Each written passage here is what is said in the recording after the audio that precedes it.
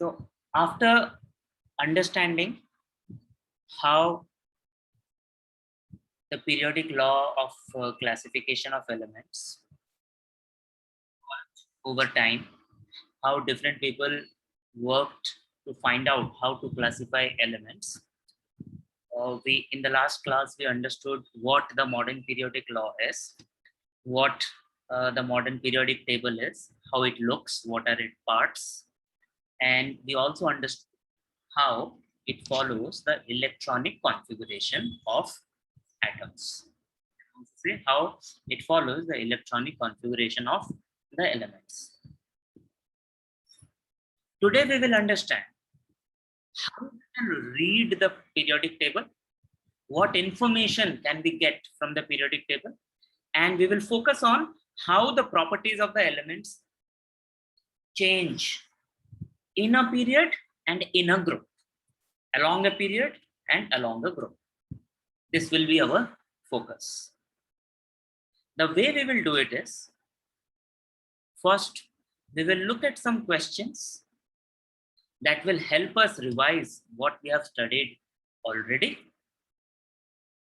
I will help you remember certain things from the last class, and then we will study new things, and we will try to cover all the remaining theory of the chapter. Remember, in the last class, I told you, keep catching up. There was a warning 3 times during the class yesterday. Keep catching up, हार मत मानो, क्योंकि अगर हम छोड़ देंगे काम करना, रुक जाएंगे, then suddenly a lot of work will come, especially in this chapter. And that is going to happen today. Fasten your seatbelts, get ready. Let us do the quick revision.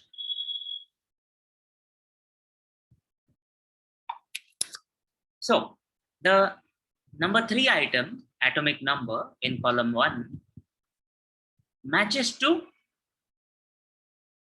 where is it? Where is it? E. E in column 2, positive charge on the nucleus. Remember, nucleus, the atoms consist of electrons, protons, and neutrons. Protons have positive charge, electrons have negative charge. They are equal in number, so the net charge on the atom is 0, neutral. But the net charge on nucleus, neutrons are neutral, protons are positive, so the net charge on nucleus is positive. So atomic number matches with E, positive charge on the nucleus. This was demonstrated by the scientist Moseley. So number 6. So the correct matching is 3, E, and 6. Well done, those who answer. Here, let me also remind you why I'm not saying that all the atoms have neutrons, because there is one atom, which is hydrogen. It does not have a neutron. It only has a proton. The normal hydrogen atom has only one proton. That's the only atom without a neutron. Okay? So we should not say that all atoms have electrons, protons, and neutrons. There is an exception, which is hydrogen.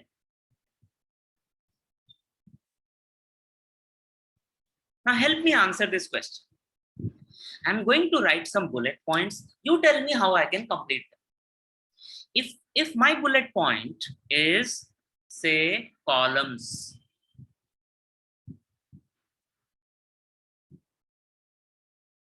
if my bullet point is column, what will I write here? Something starting with a G. Speak up. Unmute and speak. Thank you. Groups. And how many groups are there? Yep. 18. Yes. Now, if I write rows, someone has already answered. Periods. How many periods are there? Someone has already answered. 7. If I write blocks, how many blocks are there? Yes, S, P, D, and F. 4 blocks are there. How many boxes are there? 118. Very good. The next revision question is again a question from the exercises in the textbook, and it's about the comparison between Mendeleev and modern periodic table. And the question is about position of isotopes in the Mendeleev's and modern periodic table. Remember, the problem, this was a problem in the Mendeleev's periodic table, that we were not sure where to keep the isotopes, because isotopes had similar chemical properties but different physical properties. And Mendeleev's periodic table was based on a physical property, which is atomic mass. So it was not clear where to place them. But modern periodic table is not about mass. It is about atomic number. I remind you again that this problem resolved the position of isotopes. So what was the resolution? Now, because we don't use atomic mass, but we use atomic number in the modern periodic table, both carbon 12 and chlorine, both carbon 12 and carbon 14 are placed at the same place. No confusion at all.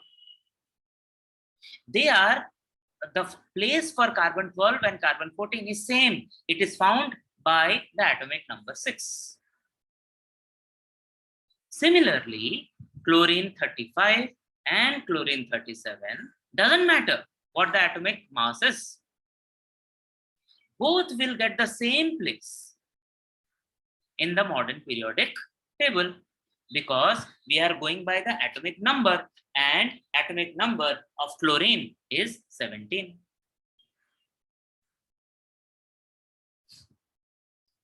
Let's just do a quick revision of the periodic table.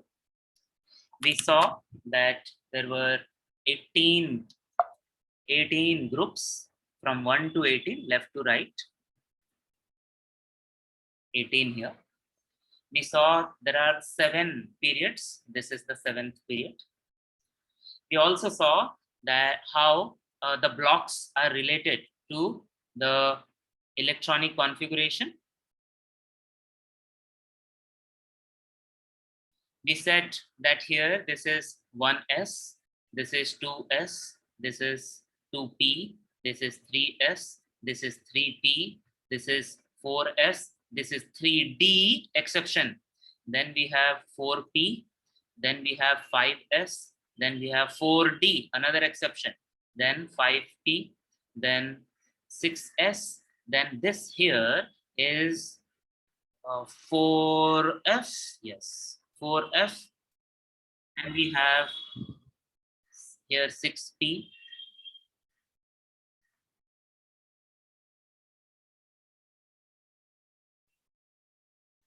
this is 5d, then 7s, 5f, and we have 7p, and this is 6d. Remember this. We also said that the F elements are shown separately at the bottom. This is a lanthanide group. Below is the actinide group. We also realized that this zigzag line, it is the boundary between metals and non-metals. So everything on the right hand side of it is non-metal.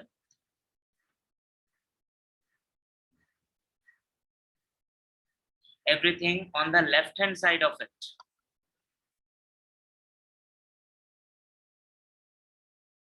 all these are metals. And some elements which are on the boundary, boron, silicon, germanium, arsenic, antimony, tellurium, polonium, they are metalloids. This is what we studied yesterday.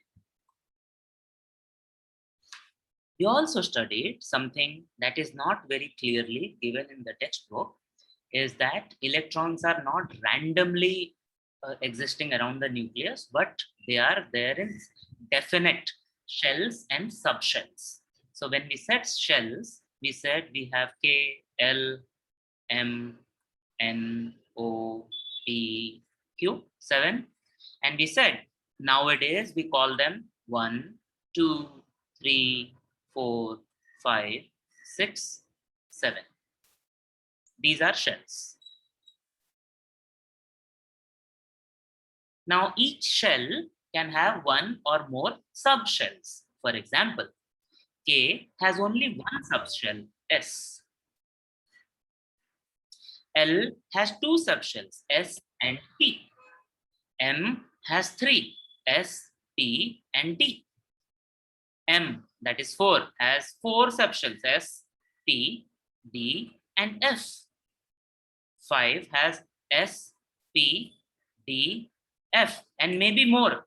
We haven't found any element with that 5G subshell. We haven't found it.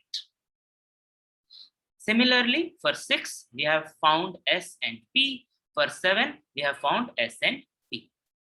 Can they have more subshells? Yes. Have we found them yet? No. These are subshells.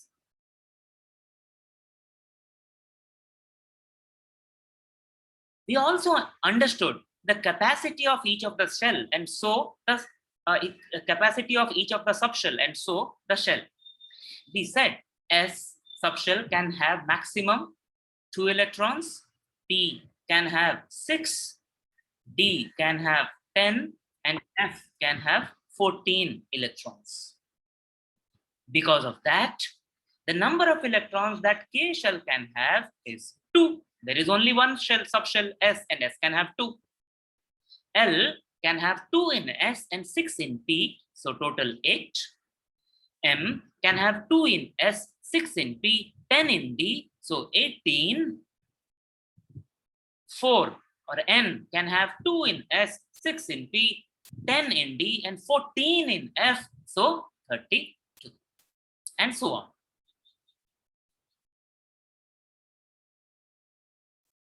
Also, if we take the example of one element, say sodium, whose symbol is Na, and the atomic number is 11, if you try to write the electronic configuration of 11 based on the Aufbau principle, based on the need of an electron to be as stable as possible, it will be in a lower energy level. So पहले S भरेगा, फिर P भरेगा, फिर D, फिर S. पहले K भरेगा, फिर L भरेगा, ऐसा. So out of the 11, first 2 will be in the first shell. The second shell can have 8 more. Okay. Now 8 plus 2, 10. One more electron is there that will go sit in the third shell. So when we write 2, 8, 1, what we mean is the K shell has 2 electrons, the L shell has 8 electrons, and the M shell has 1 electron. If we go to the subshell level, what it means is there are 2 electrons in 1s. There are 2 electrons in 2s. There are 6 electrons in 2p. 2 plus 6, 8. And there is 1 electron in 3s. In all, we have 11. 2 plus 8 plus 1. 2, 8, 1. What we also saw was, because the electronic configuration is related to the structure of the periodic table, we realized that the elements that are in S block, their valence electrons are in S subshell. The elements that are in the P block, their valence electrons, that means the outermost electrons, are in the P subshell. Same goes for S block and F block elements. And this is where we had stopped. Let us now study what trends we observe in periodic table, or we may also say what trends in the properties of the elements we can see in the periodic table. We will study this in 4 different parts. Let me tell you first those 4 parts and then we will get into the detail. First, we will see what the trend is in terms of electronic configuration.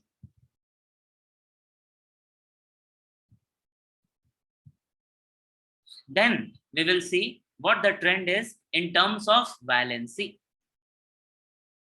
They are related because electronic configuration will tell us the valence electrons. The valence electrons will tell us the valency. They are related.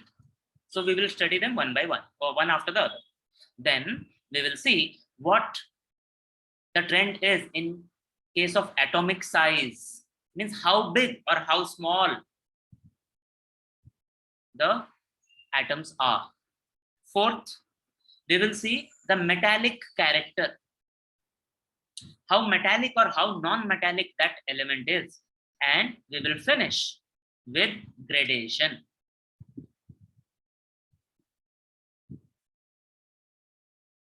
Let us start with electronic configuration.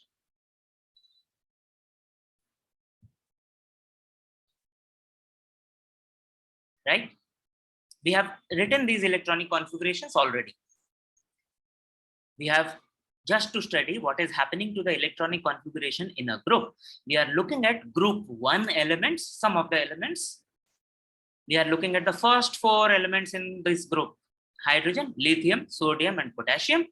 We know that their atomic numbers are 1, 3, 11, and 19 respectively. We also know that the electronic configuration is 1, 2, 1, 2, 8, 1, and 2, 8, 8, 1.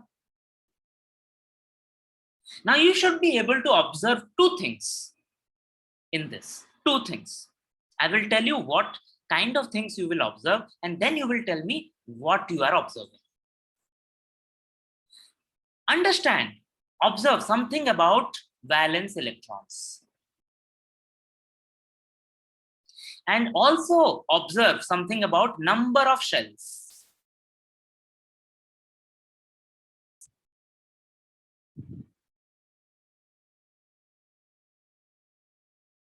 If we look at the atomic number, if we look at the electronic configuration, it is very, very, very clear that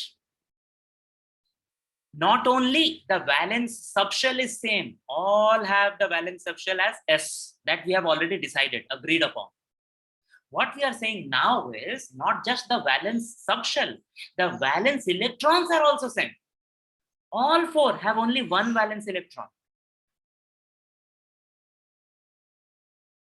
And the second thing that we observe, from hydrogen to lithium to sodium to potassium, the number of shells is increasing by 1. Hydrogen has only 1 shell, lithium has 2, sodium has 3, and potassium has 4. Very good, you understood.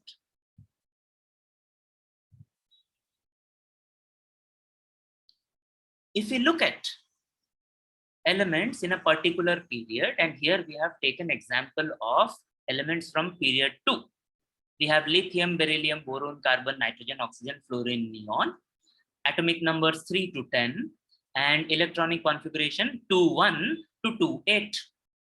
Now you see, all the electronic configurations here have 2 numbers. That means all of them have 2 shells. So what we can say about the number of shells is it remains constant. It is 2. It is same as the period number. All these elements are of period 2. Yes. The number of shells is also 2. Second thing that you observe is that the number of electrons in the outermost shell, 1, 2, 3, 4, 5, 6, 7, 8, they are increasing by 1.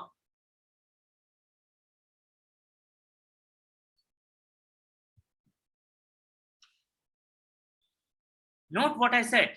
The number of shells is same as the period in which these elements are. Now, if we go back to what we observed in case of the group, we can also say that this group number 1 is same as the valence electrons, that is 1. So in case of group, the valence electron is same as the group number. In case of a period, the number of the period is same as the number of shells. In a group, when we move from top to down, the number of shells are increasing, but the valence electrons remain same. In a period, when we move from left to right, the number of shells remain same, but the valence electrons are increasing. The second property that we are going to study is valency and how it remains same or it changes along the group or along a period. First thing that you would have observed कि sir पहले आपने पिछले वाले screen पे you first talked about group, then you talked about period. In this case, you are talking about period and then you are talking about group. This is not my choice. I'm just trying to be as near to the textbook as possible. For some reason in your textbook, valency के case में period पहले बताया, group बाद में, तो बस उसी के लिए मैंने ऐसे लिखा और कोई reason नहीं. So now let us first understand what is valency.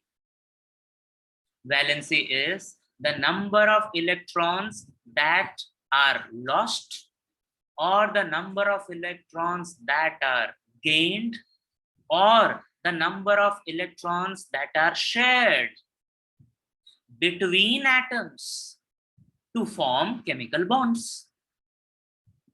And this valency depends on the valence electrons, because electrons have a tendency to be stable. To be stable, they always want to have 2 electrons or 8 electrons in the outermost shell. Now 2 and 8 are not mysterious number. 2 is because of the S subshell, 8 is because of the P subshell. S and P 8 हो जाता है. So what we have just studied about valence electron, that is very, very, very connected to what is valency. Right? So if we work with the same elements, that is period 2 elements,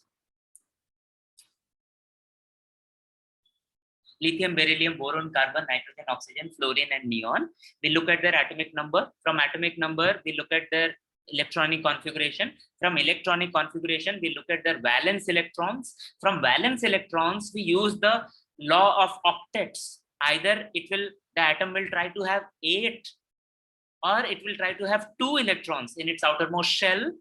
So from lithium to carbon, the valency will increase from 1 to 4. Lithium, beryllium, and boron will try to lose their 3 electrons. Carbon will try to share its 4 electrons. Nitrogen, oxygen, and fluorine, they will try to get electrons. Nitrogen will try to get 3, oxygen 2, fluorine 1. So their valencies will be 3, 2, and 1 respectively. Whereas in case of neon, it already has 8 electrons in its outermost shell. So the valency will be 0. And the meaning of valency 0 means it will not react. It is already stable. And that is why neon is called an inert gas. Inert means non-reactive.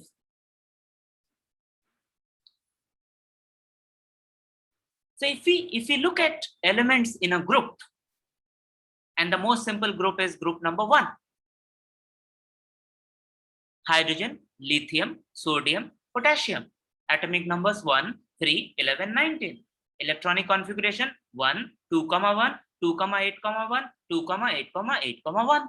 Very clearly, all these elements have the same number of electrons in their outermost shell. So we can say that their valence electrons is same, 1. And because of that, their valency is also same, 1. That means in a group, all the elements have the same valency. If the valency is same, clearly their chemical properties will be similar. We classified the elements. We have classified them based on their physical and chemical properties. And this is why they have their chemical properties same, because their valency is same. Now, can you guess and tell me, if we do the same exercise with, say, group 3, and we already have a group 3 on the screen here. This is group 3, boron. What will be the number of valence electrons for all the elements in group 3, and what will be their valency? Quickly answer. For group 3 elements, the number of valence electrons will be 3, and the valency will be 3. For groups 17, that is fluorine, the number of valence electrons will be 7, and the valency will be 1. For the group 18 elements, neon, argon, all those, the number of valence electrons will be 8. All of them will have a valency of 0. So all of them are inert gases. They do not react.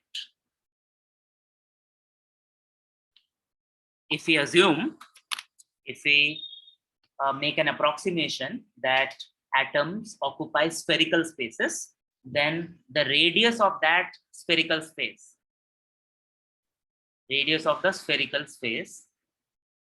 will be the atomic size. Right? Now let us understand what is determining, what characteristics determine the size of the atom. First is the shell. Just like if we have to make more rooms, then the house will be bigger. Similarly, if there are more shells in an atom, the atom will be bigger. Very, very, very simple. This is very simple. So this is number of shells. The second aspect is force. Force. How closely or how tightly the neutrons, protons, and electrons are packed. How strong is the force between the positively charged protons and the negatively charged electrons? If that force is bigger, then they will be packed tighter, and because of that, the size will be smaller. If the force is lesser, weaker, then the packing will be looser, and if the packing is looser, the size will be more. So what we are saying here is, in a period, whether it is period 2 or any other period, looking at this particular period, specifically period number 2, from lithium to neon, the number of shells remains same, but the number of protons and number of electrons in each of these atoms keeps on increasing. Protons are positively charged, electrons are negatively charged. Positive and negative charges attract each other. So the more number of protons and electrons we have, the bigger is the attractive force, the smaller is the atom. So when we move from left to right in a period, the size of the atom decreases. It does not increase, it decreases. While the atomic number is increasing, the size of the atom is decreasing. This is important. If we take the example of group 1 elements, hydrogen, lithium, sodium, potassium, the atomic numbers are 1, 3, 11, 19 respectively. The electronic configuration are 1, 2, 1, 2, 8, 1, 2, 8, 8, 1 respectively. It is very clear that the number of shells is increasing as we go from top to bottom of the group. Because the number of shells are increasing, the size also increases. The effect of increase of protons and electrons is not big enough to negate the effect of the increase of the shells. So net, the size increases. The next property is metallic character. Before we study what is happening to the metallic character in a group or in a period, we must understand what is metallic character, or consequently what is non-metallic character. That we can understand if we try to remember what are metals and what are non-metals. The examples of metals are, you will say sodium, potassium, iron. Example of non-metals, carbon, oxygen, nitrogen, very common elements that we have come across. Right? But these are examples. If we try to define what are metals and what are non-metals, remember we have studied this, that metals lose electrons to produce positive ions. Non-metals gain electrons to produce negative ions.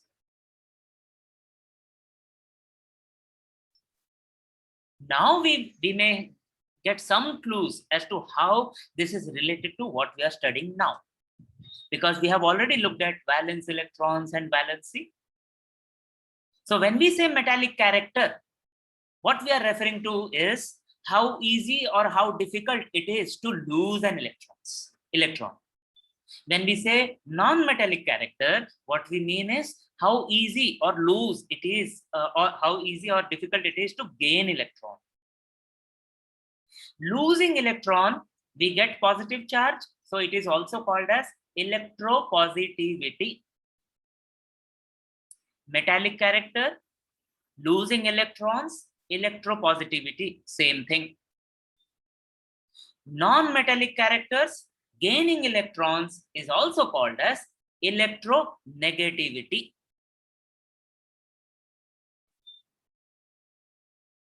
Once we have understood the meaning of metallic character, which is ease of losing electrons, which is also called as electropositivity, if we take elements from one group, say group 1, hydrogen, lithium, sodium, potassium, with atomic numbers 1, 3, 11, and 19, electronic configurations 1, 2, 1, 281, 2881, we have already seen that all of them have same number of valence electrons.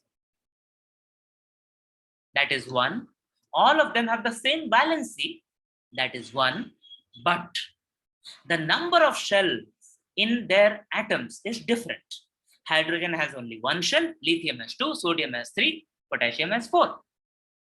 As the number of shells increase, we just now studied in the previous property, the size of the atom is also increases.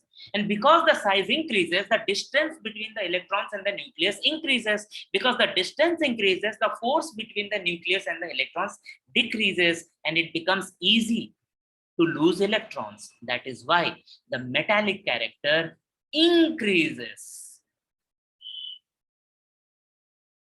Because it becomes easier and easier to lose electrons for the atoms, for the elements, as we move in a group from top to bottom. If we take the example from period 2, where we have lithium to neon, atomic number 3 to 10, the electronic configuration is 21 to 28. We have already understood that the number of shells remains same, but the number of electrons and protons is increasing in each of these atoms. So the force between the electrons and protons increases, so the size of the atom decreases. Force is the increasing, size is decreasing.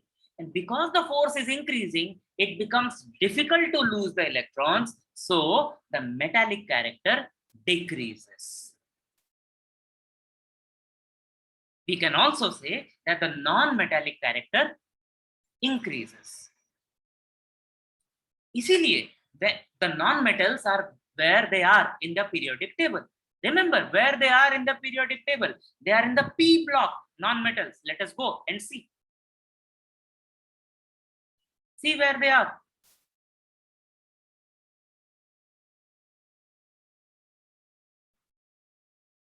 Non-metallic character decreases, so they are on the right hand side.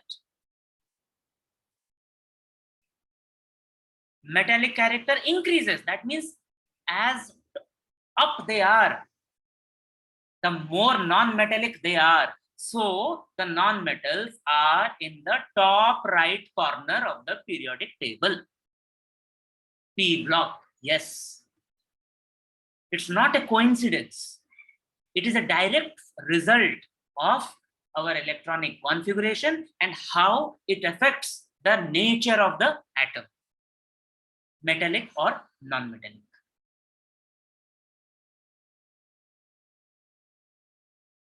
If you use the same logic, the most metallic elements we will find somewhere here.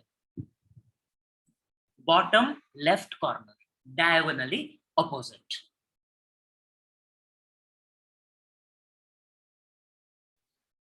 The last aspect that we are going to study of trends in the periodic table or trends in the properties of elements in the periodic table is the property of gradation. And in a way, we don't need to study it separately, but in a way, we may also need to study it separately. In a way, we have already studied it.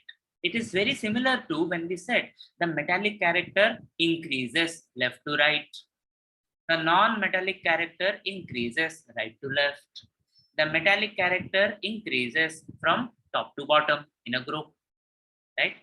So this gradation means intensity of the property. The metal remains metal. The metal remains metal, but its metallic character increases. So we study gradation with respect to a group only, not a period. Because along a period, if you have seen now, metals, we start with metals, then we slowly move into non-metals. We are not talking about that. We are talking about intensity of the property. So if we are saying metals, just look at metals. So group. And we can study this in two aspects. One, physical properties. Two, chemical properties. Physical properties, mainly the state, whether it is in liquid, solid, or gaseous form. If we take the example of group 17, we have, what elements do we have? Fluorine, chlorine, bromine, iodine. Fluorine, chlorine, bromine, iodine, right? It is very interesting to note that their properties are same. Of course, their valency is same, their properties are same, but the states are different. Fluorine and chlorine are gases at room temperature. Bromine is a liquid and very important liquid. It is the only non-metal which exists in liquid state at room temperature. And iodine exists in the solid state. Why is this happening?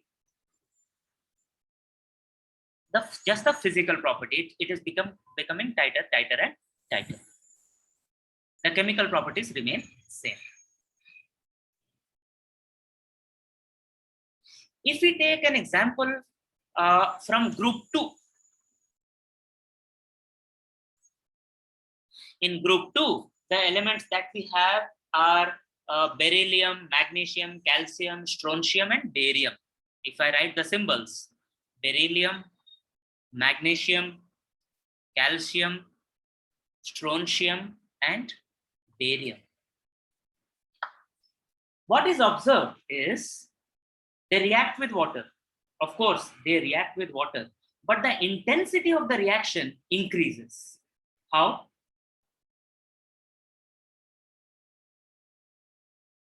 Beryllium does not react with water at all. Magnesium reacts with steam only. जब पानी गर्म होगा तभी वो react करता है. Calcium, strontium, and barium react with water at room temperature itself. Water at room temperature. Calcium, strontium, barium, they react. Magnesium will react with water only if it is in the gaseous form. Beryllium, it will not react. This is a chemical property. All are metals. These are metals. But the reactivity changes in a group. The reactivity increases when we go from top to the bottom of the group because the metallic character increases from top to the bottom of the group. As I said, the chapter that we are studying now is the most important chapter in Science 1. I have no hesitation in saying that this diagram, which is there on your screen now, is the most important diagram in the entire Science 1 textbook. Very, very, very clear summary of all the properties that we studied. If you look, that there is a model of the periodic table. There are two arrows. One is going from left to right. So that tells us what is happening to the properties when we move along a period from left to right. There is a arrow which is going from top to down. It is telling us what is happening to the properties when we move along a group from top to bottom. We studied, looking at a period, atomic radius decreases, that is the size decreases. The electronegativity or the non-metallic character increases. We can also say the electropositivity or the metallic character decreases. In a group going from top to bottom, the atomic radius increases because the shells are increasing. Electronegativity decreases. That means electropositivity increases because it becomes easier and easier to lose the electrons. Can we add valency to this? No, we can't, because valency along a period, it first increases from 1 to 4, then it decreases from 4 to 0.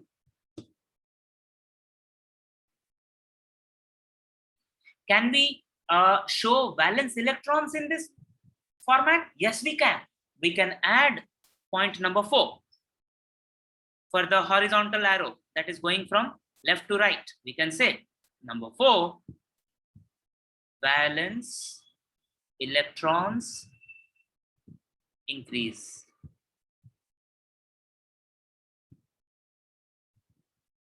Similarly, the other thing that we may write, if we want to write, number 4 for top to bottom, that is number of shells increase. And that's it. That's the entire summary of what modern periodic law is, what modern periodic table is, what information can we get from it. If we understand this, we will be able to tell the properties of the elements, but just looking at where that element is. We will also be able to compare the properties of given elements.